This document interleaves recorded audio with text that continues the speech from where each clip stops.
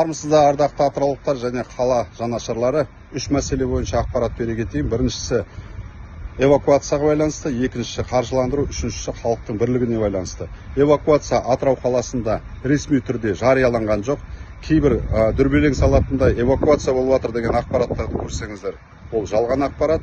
Екіншісі қаржыландыру. Атырау қала әкімдігі қала мәслихатының бекіткен қаражатын тек қана осы табиғи және техногендік бағыттағы төтенше жағдайға жұмылдыру жұмыстарын жүргізу үшін пайдаланылады. Және де оның ішінде қазіргі уақытта Атырау қаласында көптеген мекемелер, үлкен мекемелердің өз еріктерімен демеуші ретінде көмек көрсетсе, сонымен қатар Атырау қаласында жеке кәсіпкерлердің арнайы техникалары болса, сол олардың жасаған жұмыстарын сапасын және ауқымын тексеріп, соған қосымша жаңағы осы резервтің ақшасын пайдаланады.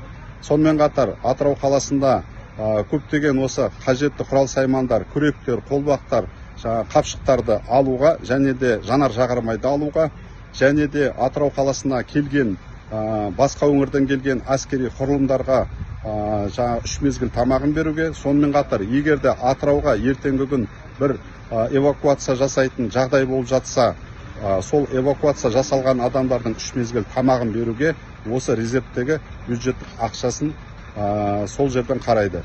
Және де ол қаражатты үнемделіп жатса, ертең мемлекеттің бюджетіне қайтарып беріледі. Үшіншісі, ол халықтың бірлігі. Атырау қаласында үлгі болатындай осы бүкіл дүйім жұрт жұмыла көтерген, жүк жеңіл дегендей, оның ішінде қарапайым осы Атырау қаласының әр өңірдің тұрғындары ерікті түрде белсенділік танытып жатыр. Сонымен қатар мемлекет қызметкерлері және де осы әскери құрылымда жағада осы қорғаныс бөгеттерін бекітуге байланысты өз жұмыстарын атқарып келіп жатыр. Мына жерде де қазір сіздерге көрсете кетейін. Атырау қаласының жағасында көптеген жұмыстар, бөгеттер жақсы жасалып жатыр. Жалпы Атырау қаласында тұратын өздерінің жеке техникасы бар, мен де бір қол ұшымды қолдауымды көрсеткім келеді деген азаматтар болса, осы біздің Атырау өңіріне төніп тұрған қауіпті сейілту үшін бірігіп атсалысайық.